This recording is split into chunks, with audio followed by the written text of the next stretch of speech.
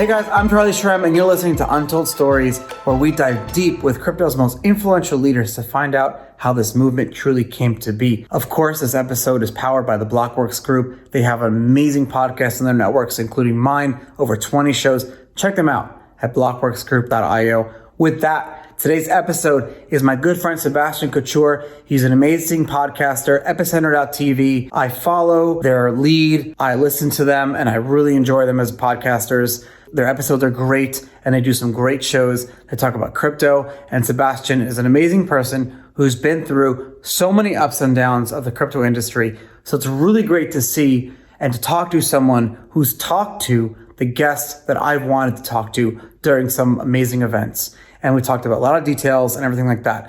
I'm Charlie Shrem. Enjoy. I have Sebastien Couture live from a hidden location in France. Welcome so much for coming on the show today. Hey, thanks for having me on.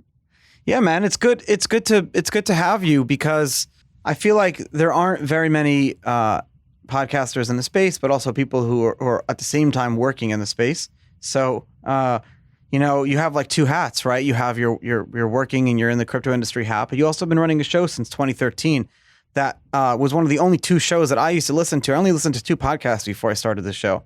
And so got a lot of the inspiration from that. So it's nice to talk to you today. And how's it going?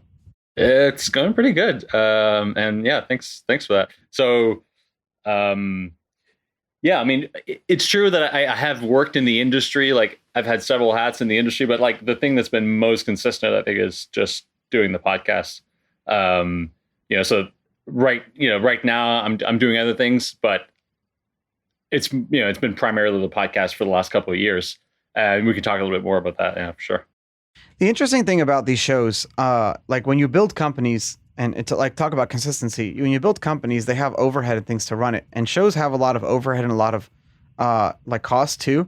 At the same time, though, the more work you put into it over the years, what you've built up, the best thing you could do is just stay consistent and to keep putting out good content all the time. So now you're like 7 years. I'm only going in year 2. Is it like almost like talking to someone who's just getting married? Like, you have any advice for me? Will I hit a brick wall in year 3 and want to get over it? Will I have to go find myself in a desert somewhere? I don't know. I mean, it's been such like, there's been like, eons of Epicenter. I don't know if that's the right word, but there's definitely been like epochs. Yeah.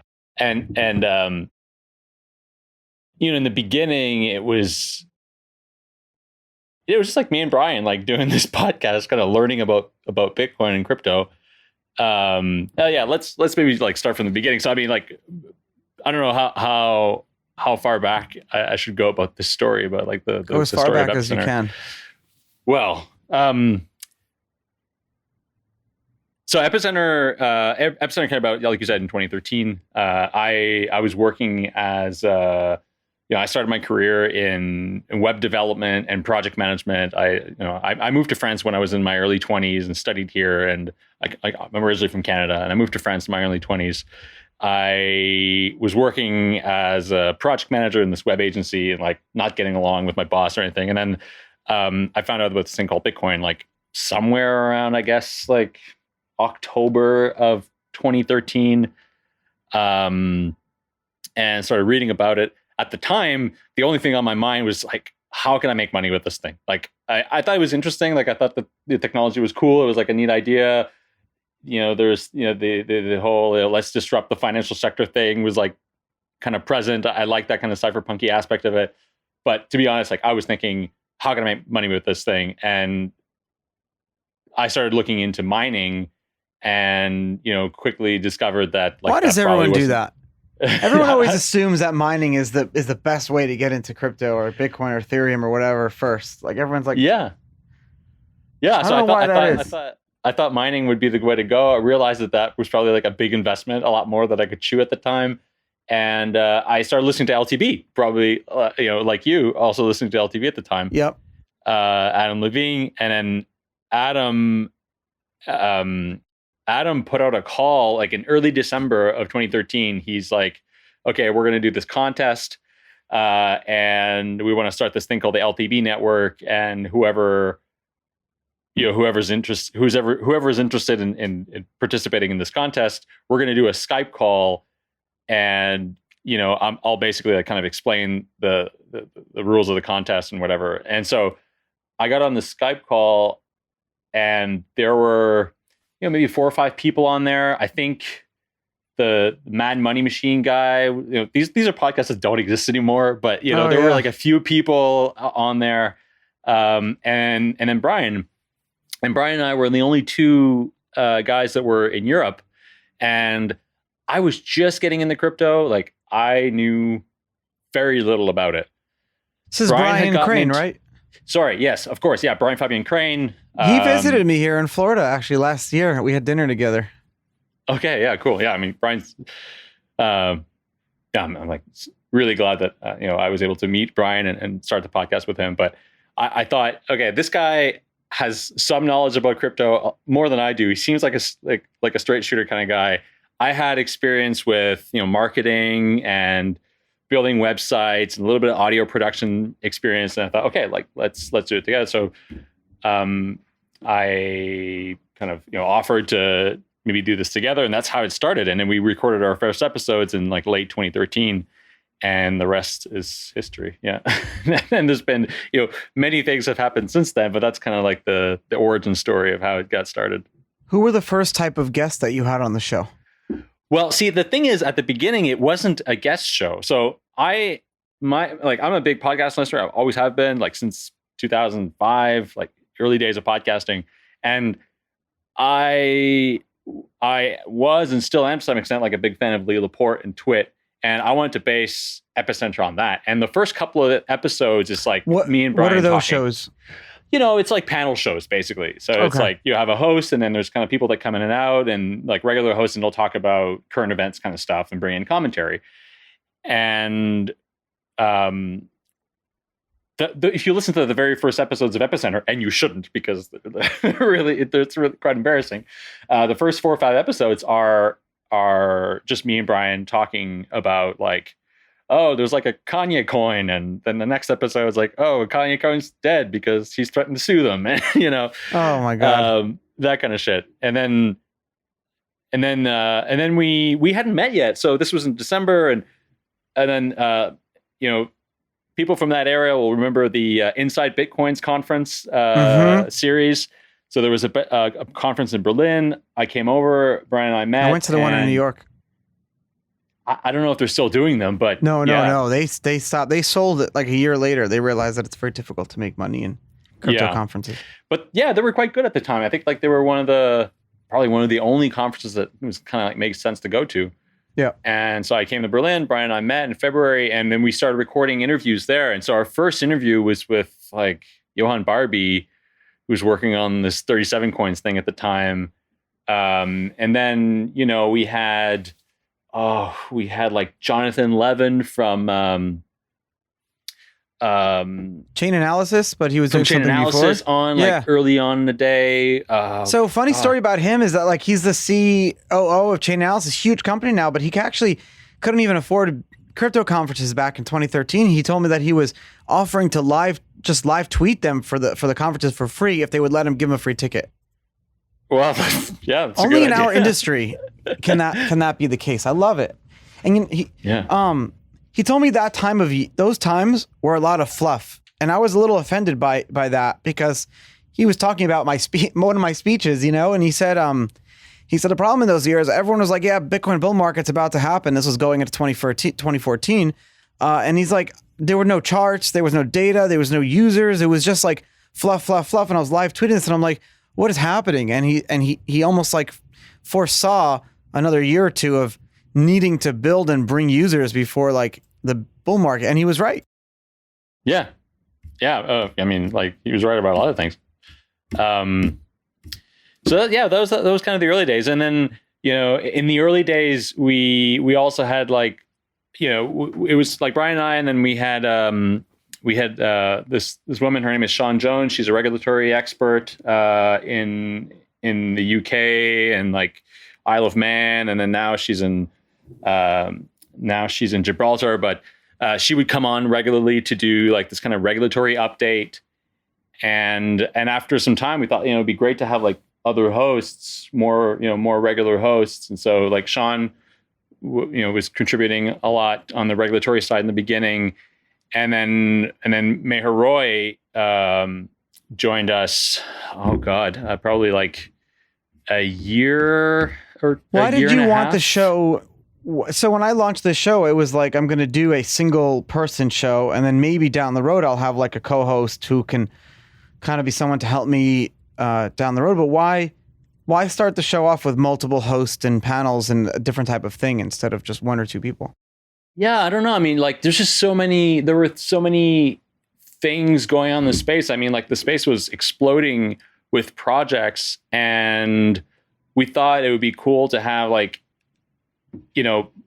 someone else to help us do it consistently. Because like, I was starting to work on this other thing called Stratum, which I no longer work on. And then like Brian was also looking for a job. And like, so he worked at Monax and then like worked at Tendermint, Cosmos and everything. And so we thought that bringing on other hosts would help us stay more consistent. And it has. Like, I mean, there are 5 of us now. So like Meher, Brian, Sunny Agarwal, and Frederica Ernst and I. And if it wasn't for the fact that there are 5 of us, there's no way we could produce episodes every week. Like, I mean, it would just be like way too much work and research and everything. So that was one of the motivations. And it's been, I think, one of the things that has helped us, well, stay consistent, but also just have like a high level of quality. I mean, the level of quality and sort of like in-depth knowledge and understanding of the space and like critical thinking that Meher and Sunny and Frederica have brought to the podcast, coming on as hosts, it has been incredible. It also allows us to travel around the world and kind of meet cool people. When I first started the show, I was talking to Peter McCormick, and he said he intensely likes to do episodes in person. And I tried that a few times. In fact, I was very reluctant to even do video. But I don't like doing episodes in person. How about you? I mean, we haven't done that many. So we have 352 episodes, like as of tomorrow.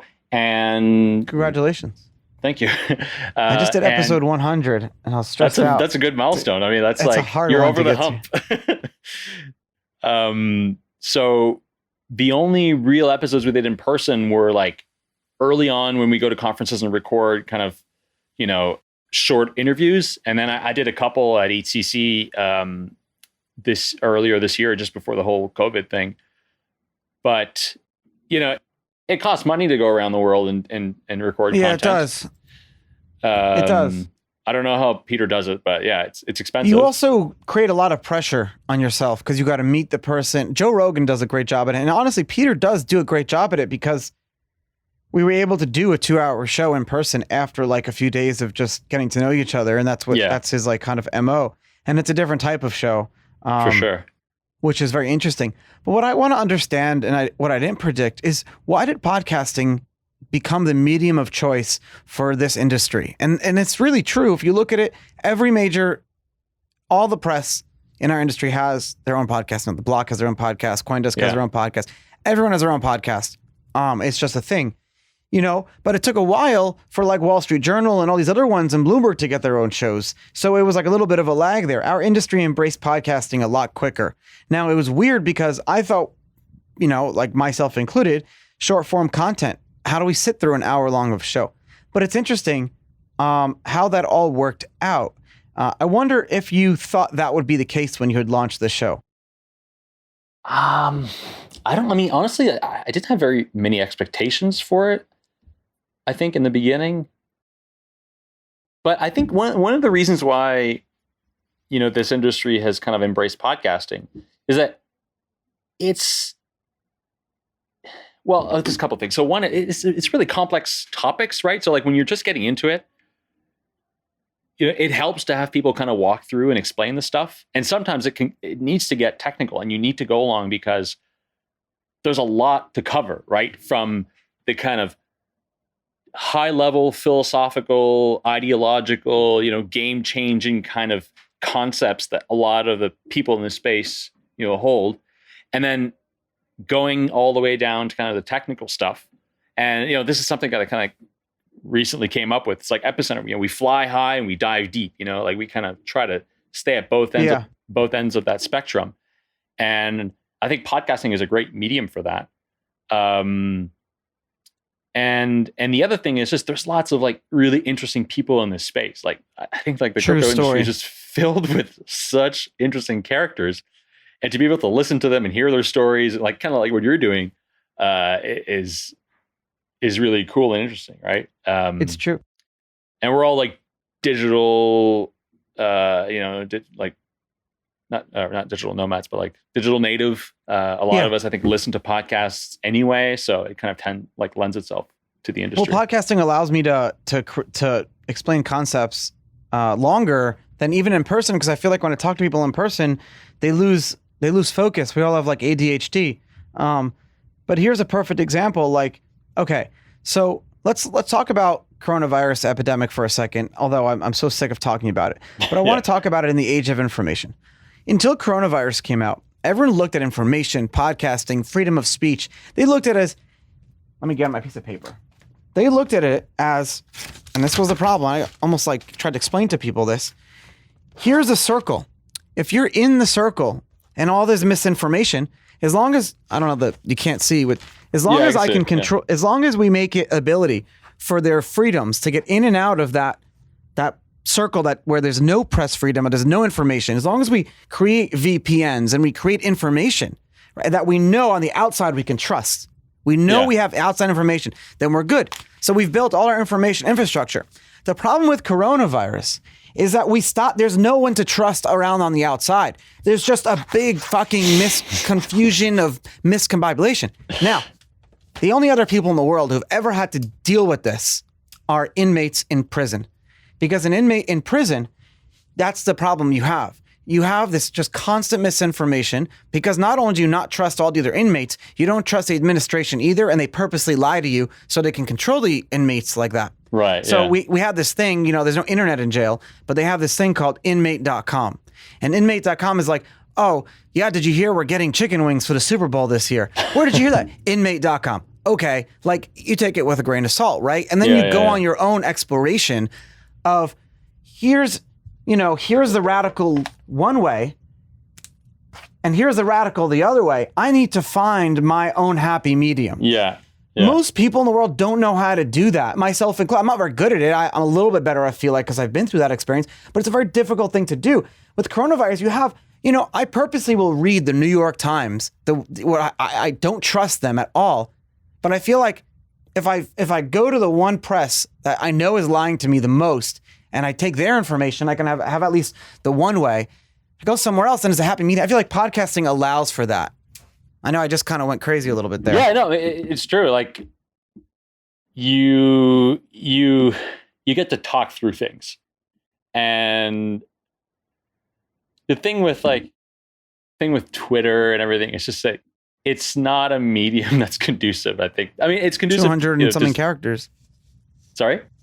200 and something characters. I don't even know how many characters you can do in a tweet. Right. Like it's not conducive to like constructive conversation in most cases. Like there's, instances where Twitter is a fine conversation medium, but for most things it's not. And it's also kind of like set up in a way such that you want to get the most likes for your tweet. And that usually means, being outside the fringes of, like what's reasonable. And so I think podcasting is an easy way to just sit down and talk to someone kind of one-on-one, without having to, go across the country or across an ocean to do so. And I mean, like for all that though, I think like podcasting, there are things in podcasting that I don't like. Like I don't like how it's so unidirectional. Like I wish it was more of a conversation with the audience. Like some people have figured out how to do that, but it's not easy to do that. And what do you do? What do you do? Do you like ask surveys? Do you talk to your audience? It's not an easy thing to do. No, I mean, I've been really bad at doing that for a few reasons. I mean, we've done like surveys, but like I'm not particularly interested in engaging with people on like Twitter. like I like talking to people, Yeah, I noticed I like that. talking to people one-on-one. And so when I meet people who listen to the podcast, like if I go to a conference and I start meeting fans of Epicenter, like I just want to talk to those people all day, because like I'm like, why do you listen to the show? Like who are you? What like, and we have, I can honestly say like our listeners are like people that I just want to be friends with. Like anytime I meet one of our listeners, I just have super interesting conversations about stuff, like about crypto stuff and non-crypto stuff. I feel like it's so true. And I've been talking about Sportsbet.io and their clubhouse, which is a huge community. When you play, when you make a bet, when you do a spin, they pay you with free hands, cash back, and bets. You can play all sorts of games, and they've been doing this for so long in a free, fair, and transparent way on the blockchain. Well, that's not why I'm excited today and why I'm talking to you about this.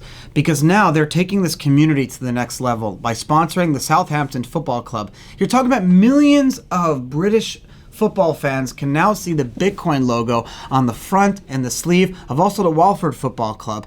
I mean, how amazing is that? You're talking about not sponsoring your company. You're talking about sponsoring Bitcoin and crypto. Millions of people around the world are now going to be seeing this and joining the Sportsbet.io clubhouse to earn more points, to play games, and to be part of that community. There's really no other way that you can use and spend your crypto and then actually earn more back and be part of this whole community. So listen, make sure you guys join sportsbet.io/podcast. Give them the support that they deserve, because they're supporting us and me. Go play some games, get some free hands, get some free spins, and make sure you check them out and support them on the Southampton Football Club's first game, whenever that's going to be. Check it out. With the show, at least up until this show, I always had that imposter syndrome. When you meet someone like, I follow all your work. I was like, what do you follow? What are you following? But now with the show, it's like, I follow you. It's like, okay, you listen to the show. Yeah. I want to talk to you now. You're not a creepy person. So it just happened the other day, and I love meeting people and talking to everyone at the same time. Yeah, we did this one thing during the lockdown, the lockdown in France, which I really liked, and I'd like to do again, is we just did like a meetup on Zoom. It's like anybody who just wants to come in and hang out with us. And yeah, it's cool. Like you get to, like, some of the people I kind of knew already, some were new, and you get to kind of put a face on the people who listen to you every week. And that's kind of one of the most rewarding things about doing the podcast. Yeah. How are things in France right now? You're in, I mean, what's going on in terms of like opening up? What are restaurants like being outside? It's fairly open. You do have to wear a mask in public places. That's more or less respected depending on where you are, like which cities. Obviously, there are places in France where respect of authority is not as high as others. But it's, the numbers are not looking good in terms of, like, there is a bit of an uptick in the number of infections in certain areas. So I hope we don't have to go back in lockdown. But I wouldn't discount that as impossible. I hope so. Yeah. Get out of France, though, if that happens again. A lot of people are going to island countries and going to hang out there. I mean, honestly, I think it's been fine. Like we had a 2-month confinement period, which was livable. But the French, they love to go outside and meet, and they, I think confinement was like really hard on the French psyche, and so now people are doing everything they can to like go on vacation, get out of the city, get out of Paris. So I'm in Marseille at the moment, and in the south of France, and it's just like it's packed with people. But understandably, these people have been cooped up in their apartments in Paris for the long time, the last couple of months. So what else have you worked on in the space? You founded a bunch of different projects, and then reading your bio now, you started working on a conference called Reset Everything. Where are you reading my bio? Where do I have a bio? you have a lot of bios. There's a lot about you. I love talking to a guest that has a lot about them online. I love talking to people who don't have a lot about it, because I'm like, oh my God, this is going to be harder. I don't think I had as much about me online, but okay, sure. People would be surprised. I've had to hire investigative journalists for some of my guests, especially like the ones where I want to be able to like know what I'm talking about. Especially, I'm like, you need to help me with this research. Wow, man, you go deep. Well, only for like the Ripple episodes or like because like when I talked to Professor Emin Gunsir too, you talk about people who could talk around my head when it comes to technology. So how can I, as a person who, I've been in the space for a long time, but I'm not a computer scientist. How can I make sure that I'm like talking to someone and making sure they can't dance around me and then make it look like I kind of gave them my approval to my listeners. So it's a very difficult thing. So I've had to literally be on some technology aspects, be sit and coached. I have friends, lucky, a lot of people in the space love doing it. I have friends who I try to like count on. It's like, oh shit, okay. I need to understand this new consensus algorithm and understand why it doesn't work. I have people I can call for that. Like, hey man, like call Charles Hoskinson. Hey Charles, can you explain this to me, bro? I can't understand a shit out of this. It's great. Yeah, that's like a deep dedication in making sure that that you're consistent in your understanding, but also like not vouching for projects that perhaps are exactly not to be vouched for. I want to talk about like the evolution of the show and like kind of overlay it with the evolution of the industry, because I think there's a lot of comparing and contracting, but also I think there's a lot of like overlay. So going back to 2013, you guys have done how many? Over 5 million downloads total of all your shows. What was the first time that you guys sat down and said, okay, here's what we've done. This is where we want to go. Like in terms of the content, or in terms of the style of the show and how you guys do it. Yeah. I mean, it kind of came organically, to be honest. Like, I think we decided pretty early on that we wanted to have guests on the show, that made more sense, and that we could do that pretty successfully. And then the other thing I think was like bringing on co-hosts. We've had, I guess, like some kind of principles over the years that we've tried to uphold. So one of the things that and I think these have kind of helped us, keep our high level of quality and like consistency. What? Like, so what are some rules that you have? Yeah, so like rules, but like these are like kind of unwritten rules. But like one of the things is we typically try to, like, if we're going to have someone on the show, like we typically try to have that person on, especially if they're talking about their project, after the project is launched, or at some time after there's at least something to show for, right? So that's a good rule. It's quite rare, unless it's like a really revolutionary idea that we'll have a project on, right after they wrote their white paper, but there's no code, there's no network, there's no technology, or there's very little of it. And that usually makes for better content because there's more to talk about, but it's also better for the guest, right? Because they're talking about their project at a time where like ideas have been fleshed out and there's something to show for, and there's like something to be interested in, I guess. So that's been kind of one rule. What else is there? We, clearly try to stay away from kind of scammy stuff and like things that. Did you ever find yourself in like a rough spot where you've booked a guest and then realized that you've had to, maybe cancel, or you've even recorded or even released a show? I think we've been pretty good with that. I can count on one hand, I think, the number of recordings that we haven't released for that reason, or for that reason or similar reasons. But it's been quite rare, I think, that we haven't released episodes, because we do kind of filter early on. So the way that we decide on what episodes will come on the show is like we have a call once every 2 to 3 weeks. We all come with our suggestions about who we'd like to have on the show, and then we kind of do a consensus vote to some extent, because our listeners will know that most of our interviews are 2 guests and 1 host, And basically, like, two guests have to agree to do this. So, like, if I'm like, hey, I want to have Charlie Shrem on the show, someone else has to want to do it with me. And if nobody else wants to do that with me, well, we're not going to do it. But luckily, like, most of the times we tend to agree on stuff.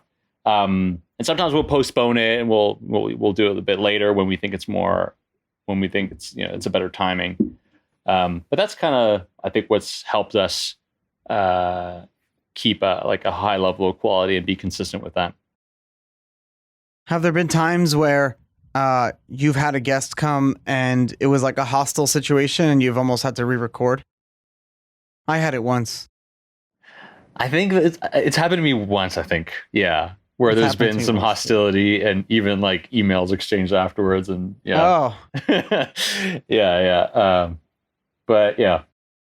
My situation wasn't where it was hostile. It was just this person. And it was actually, it's a good example of the industry, is that this person was so used to his company being thrown up against the wall and shit talked all day. My simple question of like, why did you create this project came back with, stop fucking saying that I created this thing. I was like, dude, oh my God, I'm so sorry. Like, I'm really not, I'm having you on the show is for a good reason. Yeah. Turns out him and I became very good friends after I had him on the show. It's all good. So it worked out in the end, and he's a very brilliant person. But I feel like, I don't know about other people, but I'm personally have some learning, difficulties, learning deficiencies or whatever. And a lot of people in the industry do too. They have a lot of ADHD or, different type of, I don't know what to call them or whatever. Yeah, learning anything, styles. Anything I say is gonna piss people off. But I'm on that spectrum too. But so you get a lot of people like that, and it's like a different social world you have to deal with, especially to get out the type of ideas that you want to get out on a show. It's very interesting how that works out. Yeah. I mean, it's more like, for me, it's preparing for a podcast and having expectations about how it's going to go. Like, you should prepare for your podcast, especially if it's technical.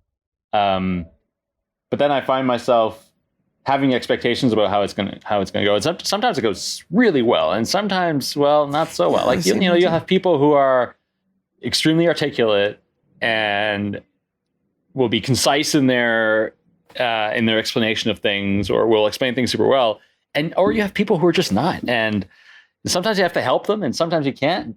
Sometimes you can. Tell me some stories of some guests. Any stories pop out at you of some shows that you've done that you want to share? I don't want to talk specifically about not bad people. ones, but funny stuff. Like I could tell you a story about eating lobster with Vitalik. Everyone has a good story. No, I'm not eating lobster with Vitalik. Oh man, I should have thought of this ahead of time. But yeah, what's some funny stuff that happened on the show? I mean, I don't know, man. You're putting me on the spot here. No, I apologize. No, it's cool. You've done so many with so many guests at this point. You ever worry that you're going to run out of guests? Oh God, no. Really? I worry about that sometimes. Because if ever we do, we could just start picking out from the pool of emails that I have from PR firms that I never read or respond to. Yeah, there are, not that we'll ever have to do that, I don't think, but there is an endless amount of topics to talk about, and a lot of those PR firm guests, though, some of them are good, and they really just need a PR firm to help them get in front of other people. And so I've booked guests that I've gotten emails about that I didn't know about, because now the guests know that in order to be on this show, you can't just be someone who showed up in 2016 or 17 or even 18 or whatever, unless you're. There's a very different style. I like to tie the guest into other stories that I've heard before, or to other people, almost like I'm verifying the stuff that they're saying out in public. Like, don't trust, verify. Yeah, and I was explaining that there was something I was explaining to my mother-in-law the other day. I was like, we believe our politicians, and that's okay. We should have faith in people and you should believe people, but at the same time, verify. So don't trust, but verify. She's like, okay, what if I have a friend who tells me all these things and I'm verifying she's lying, but I don't want to call her out on it. I was like, well, then Mom, you need a fucking new friend. That's really true. Yeah. Yeah. But I was just thinking about this. So I've talked about you to non-crypto people a couple of times, and actually just like 2-3 nights ago, because your listeners maybe know that you were on our podcast in earlier this year. I think it was like the first episode of 2020, so like January. It was a great episode. Like it was one of my favorite episodes because it was the first time that we had kind of like someone tell their story. And it was like super candid, and you like exposed things that happened about you that I had no idea. And like I read the Bitcoin Billionaires, and a lot of stuff wasn't covered in there that you talked about. And the other day over dinner, like we were talking about like people who've had like interesting stories, and like you came up as one of those stories because of like what happened with your family and all of that, and like how you you met your fiance, your now wife, and everything. And so I've told that story a couple of times. I'm like, yeah, you should listen to that podcast that I did with him. It's funny because that's what I'm doing. I'm recommending. So when someone says, "Tell me about your story," I was like, "Well, listen to this Epicenter episode," and then I'll also listen to the Peter episode too, depending on who the listener is. Some people, have different style of listening. But that's why I never recommend my own show or my own. I don't have my own book, my own movie. It's everyone else's, but I don't mind because they do all the work. When's the movie coming out, by the way? So Bitcoin Billionaires, or when's it's going to get made for the listeners. It's going to be in Hollywood. It's going to be in movie theaters. It's going to be big. It's going to be like a big summer blockbuster. It's going to have all the bells and whistles as Titanic when it came out, James Cameron. It's going to have a crazy director. It's going to have a crazy producer. I honestly thought. Do you know this for a fact, or are you just? I'll tell you what I know for a fact, and I'll tell you what I know. That I thought that this was going to come out, and I thought the movie, if coronavirus wasn't happening, there would be a lot more data. That's information that's public about the movie. But I thought that the bull market wouldn't actually come until the movie, because I thought the movie would be like that. But here we are today. We're in a different world, and the movie. Yeah. But the movie is sold and funded. Okay. That's been done. Right now, like production, it's all been like the money has been handled. The Cameron and Tyler, God bless them, they've decided to pay for a lot of the early production and everything, and it's really good. And so they're researching. Like I was talking to Ben Mesrick, the author of the other day. Actually, I was like, Ben, why don't you just write the script? He goes, I can. And he writes for Billions. He writes for the show Billions. He's a Showtime writer, so he's a brilliant writer. And he wrote the book. But he's like, I want to get James Cameron or Aaron Sorkin, or like a really, really good director to do this justice. This will be the Bitcoin movie for the next 50 years. And so that's where it's at right now. That's the ambition. Make it the Bitcoin movie. Yeah, make it the Bitcoin movie. And I think once that Bitcoin and crypto itself will be a mainstream thing, and I think when that happens, we'll have passed that Tamagotchi moment that a lot of people, like especially the jaded generation, as I say, believe that we are still. Can I drink this water? It's been sitting on my desk for 3 days. I'm so thirsty. It's been sitting in my office since Friday. The Sarasota County Bar Association. Nice. It's funny because I'm going to end off with a nice story that I've never told before, actually, because I'm here with you, and you've reminded me that I was recently elected as treasurer of the local, where I live, the Homeowners Association. Okay. And the only reason it is because no one else wanted to do the job, and I'm pretty decent at balancing, a small budget. And so when I was on probation is when I got elected. And one of the caveats of probation is you have to tell your employer or anything that you're a felon. Yeah. So I was like, before you guys like raise your hands and elect me, I just want to let you all know. I know you all know, but I am a convicted felon. Do you still want to elect me as your treasurer? And they all raised their hands. Yes. It was like, great. And I can't get out of the job now. So what's life like now that like as a convicted felon, like I know in Florida, I think you're living in Florida. It's become easier for you guys to do things like vote and that kind of stuff. Actually, I think that's why we're talking. I was talking about, because we're talking about this whole Florida voting thing. The whole Florida voting thing. Yeah. What's the situation with that? So, I tried to get back to work. So I work full time, but I also try to give a lot of hours like later in the day. It's weird here. It's really hot here. Yeah. And so, we do follow if you come here and you're not from Florida, and especially Southwest, like not Miami where it's very touristy, but if you come down here, it's a lot more European on the Southwest side. We follow the Spanish model. So our stores are open. Like I'm in my office at 7 a.m. till about 1. And then from 1 to 4, it's too balls hot to be out. So everyone's closed except for restaurants, right? You'll see stores, shops, they're all closed. 4 or 5 o'clock, things open up again. It's the very French style, the great Spanish style. I like that working style here. But it's been really, really great. It's been really, really great to live here. There are some difficulties being a convicted felon for the rest of my life. Like I can never own a gun, be around guns. I can never. Really? Yeah, I could vote. I got my right to vote back. But even basic thing like opening up a bank account. And the other day, like I was trying to apply for one of the disaster loans because I have vacation rentals and we paid all our staff. Yeah. And I got denied because I'm a felon. It said like, have you been convicted in the past 7 years? And I checked yes. Yeah. And I got denied. And I'm not going to fight it because I'm too tired. Yeah. Have you ever thought of moving abroad? Like, I know you traveled to Europe quite a bit. Have you ever thought like, I'm going to go settle somewhere else? We're actually talking about, we never talked about moving abroad because people say like you're a felon and you still love them. I still do. I love America. I'm a big patriot. I may not love the administration, but I don't know. This place accepted my family. I'm a first generation. Like this place accepted my family, immigration wise. Like my grandparents and parents had nothing. When they came here, they just literally sat on the trunk all when they came off the boat for 3 days while my grandfather looked for work. So I love this country and I love that. But at the same time, I think we should all be citizens of the world, and we should all not be so nationalistic and like open up our minds to like, it's okay to say like, hey, I'm American, but I love Vienna. Maybe one day I'll move to Vienna. Like, I don't know, like you're Canadian, but you can live in France. Like, why not? Why not?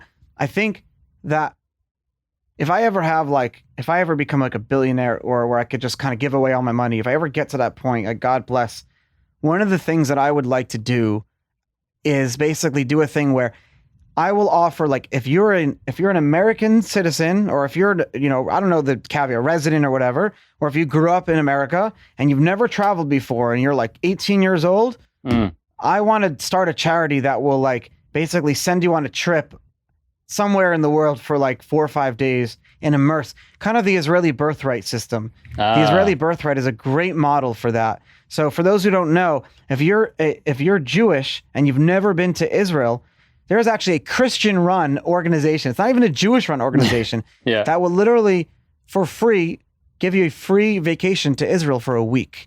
And the only caveat is you've never been there before and you're Jewish. And if you're 18 and 26. I've been on the trip. Most Jews that I know have been on the trip. It's a cool idea because it expands your mind to other people and other things. I would love to see this, like, just get out. Most Americans don't have passports, dude. Like, I know you're in France, that is different, but here it's like there's no wanting to travel. Yeah. I mean, like, this is a totally different topic, but I think, sure, in France, like in Europe, generally people travel a little bit more, but they travel in Europe and it's not like, it's not like most people are like traveling all the time.